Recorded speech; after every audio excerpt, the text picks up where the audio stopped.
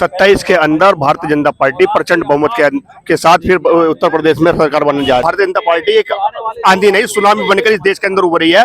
इस देवन को मुर्शिदाबाद बना देता है इन लोगों ने। देखिए, अखिलेश जी को सत्ता जो है विरासत में मिली है, वो राजनीति का उन्हें कोई ज्ञान नहीं है। देखो, फतवे जो जिनका काम फतवे जारी करना है, उनका काम अपनी दुकान चलाना है। देश की तरक्की में फतवे का कोई काम नहीं है। अखिलेश जी को ट्विटर करने का बहुत शौक है। ट्विटर में उन्हें बहुत सारे नंबर मिलने चाहिए, उससे अलग वो कुछ नहीं करते हैं। नमस्कार, मेरा नाम है सन्नी प्रजापति और आप देख रहे हैं राजनीतिक मंच न्यूज। बंगाल चुनाव जीतने के बाद अब योगी ने जो है सहारनपुर में फिर से कदम रख दिया है और आज जो चुनाव का आगाज है वो सहारनपुर की विधानसभा देवन से किया है। और इसी पर बातचीत करने के लिए हमारे साथ यहाँ पर देवन की जनता मौजूद है। इनसे सीधा बातचीत करेंगे। क्या लगता है कि फिर से 27 के अंदर योगी बाबा गद्दी पर बैठेंगे? भाई साहब, क्या नाम है आपका? मेरा नाम आलोक खड्डी के, मैं नगर उपाध्यक्ष हूँ यहाँ पे। बंगाल में चुनाव जिताने के बाद अब बाबा ने देवन के अंदर से आगाज कर दिया चुनाव का। क्या लगता है कि 27 के अंदर फिर से चुनाव जीतेंगे? 27 के अंदर भारतीय जनता पार्टी प्रचंड बहुमत के साथ फिर उत्तर प्रदेश में सरकार बनने जा रहे हैं और माननीय योगी आदित्यनाथ के नेतृत्व में भारतीय जनता पार्टी फिर यहाँ पर सरकार बनाने जा रही है। लेकिन अखिलेश तो कह रहे हैं इस बार सत्ता हमारी है और इस बार फिर साइकिल की तैयारी है। देख लो, जो साइकिल है, साइकिल पंचर हुए से खड़े हुआ अरसा हो गया, 5 साल होने को आ रहे हैं। वो साइकिल जर लग चुका है साइकिल में। मुझे लगता है कि साइकिल और अखिलेश का कोई यहाँ पर सिक्का भी चल पाएगा। लेकिन कांग्रेस तो कह रही है पंजा और साइकिल अब एक साथ दौड़ेंगे। देखिए, कांग्रेस पंजा और साइकिल पहले भी एक साथ थे। उन्होंने उस टाइम पे क्या कर लिया, सन 2022 की बात कर रहे हैं, जब उन्होंने क्या कर लिया, इनके पास एक पॉलिटिकल वोट है जिसके आधार पर ये काम करते हैं। उस वोट के आधार पर जीत नहीं सकते।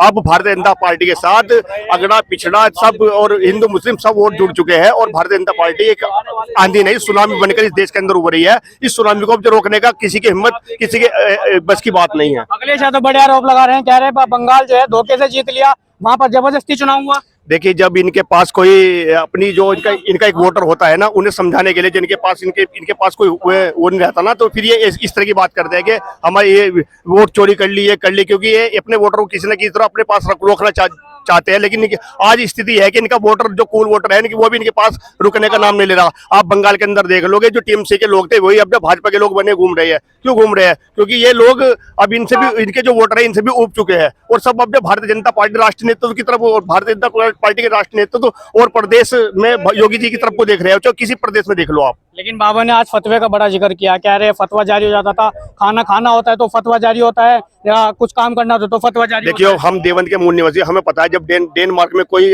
आदमी कार्टून बना देता है तो उसके आधार पर यहाँ देवन में किस तरह बवाल होता है। हमने उस चीज को हमने अपने आंखों से देखा है। यहाँ कैसे बवाल मचता था, कैसे जुलूस की शक्ल में लोग एकत्रित होते थे और दुकानों पर लूटते हुए चले जाते थे और एडम कोर्ट की दीवार को तोड़ते हुए लोगों को मारते बजाते। हमने यहाँ सब कुछ 2013 भी देखा है, 2017 भी 16 भी देखा है। उससे पहले हमने इतने देवन के अंदर झगड़े देखे हैं। लेकिन उसके बाद आप देखो कोई चींटी भी मरी हो, जब से हमारे उत्तर प्रदेश में योगी जी की सरकार है और केंद्र में माननीय मोदी जी की सरकार है, अगर यहाँ देवन में एक भी बवाल, एक भी घटना हुई है तो आप हमें बता दें, इस देवन को मुर्शिदाबाद बना देता है इन लोगों ने। लेकिन बाबा ने जो है 2022 के अंदर यहीं से आगाज किया था कि मई और जून को तो मैं फिर भी शिमला बना दूंगा इस बार। ये देखो, आज भी आप मई में है और अब आपको बाबा जी के आगमन पर देखा है कि आपको शिमला की अनुभूति हो रही नहीं हो रही है।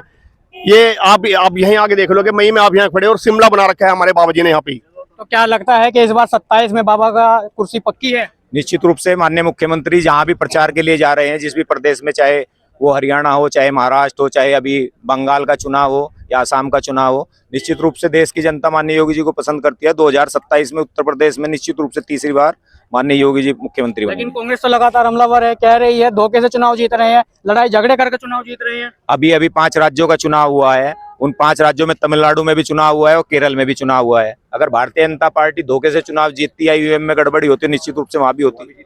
लेकिन अखिलेश कह रहे हैं इस बार साइकिल और पंजा दबाकर दौड़ेगा यूपी के अंदर। देखिए, अखिलेश जी को सत्ता जो है विरासत में मिली है, वो राजनीति का उन्हें कोई ज्ञान नहीं है। माननीय मुलायम सिंह उनके पिताजी मुख्यमंत्री थे, उन्होंने अखिलेश यादव जी को मुख्यमंत्री बना दिया। उन्होंने जमीन से जुड़कर कोई काम नहीं किया, इसलिए वो केवल हवाबाजी बात करते हैं। लेकिन कुछ लोग कह रहे हैं इस बार जो इकरा हसन है उनका बड़ा प्रभाव रहेगा मुसलमानों के ऊपर, कहीं ना कहीं वो मुख्यमंत्री के चेहरे के दावेदार बन रही है।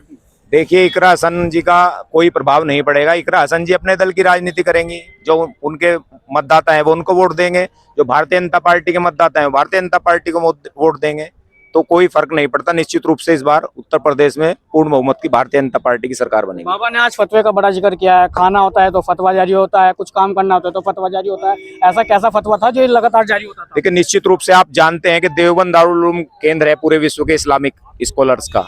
तो यहाँ पे निश्चित रूप से फतवे जारी होते हैं। आप देखते होंगे पहले भी पूर्व में रहा है कि कोई भी विषय हो उसमें कोई भी फतवा लिया जाता हो या राय ली जाती हो, निश्चित रूप से यहाँ से फतवे जारी होते हैं।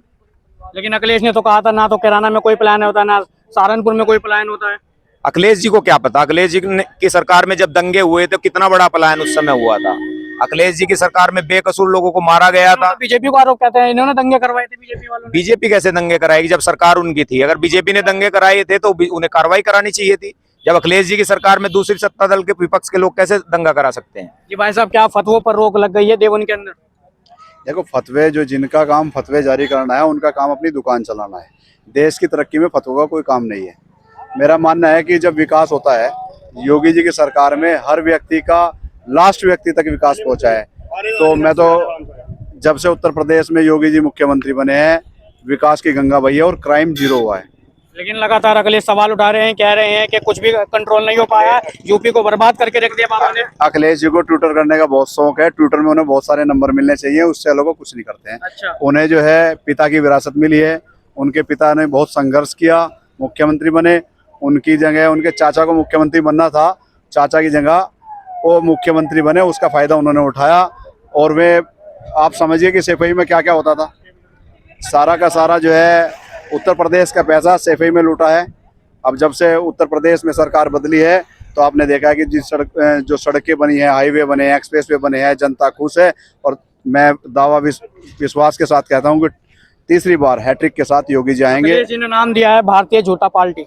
ये तो अखिलेश जी कुछ ही देते रहे। मैं बता रहा हूँ, भारतीय जनता पार्टी विकास पार्टी है। अखिलेश जी जो है गुंडई पार्टी है। पहले एक नारा लगता है जिस गाड़ी में सपा का झंडा उसमें अंदर गुंडा बैठा है, तो अब वो चीजें खत्म हो चुकी हैं। और उत्तर प्रदेश के अंदर योगी जी की सरकार है कि देश में मोदी जी और उत्तर प्रदेश में योगी जी। जय हिंद। 27 के अंदर फिर से दोबारा से चुनाव होगा और चुनाव में मुख्यमंत्री बनेंगे। हाँ, 100% बनेंगे। युवाओं के दिलों पे राज करते हैं मुख्यमंत्री जी। उत्तर प्रदेश का युवा किसी वर्ग से उनसे प्यार करता है और उत्तर प्रदेश में योगी जी की सरकार बनेगी। चलिए, ये थे देवन की जनता थी जिन्होंने तमाम मुद्दों पर बात की। नमस्कार।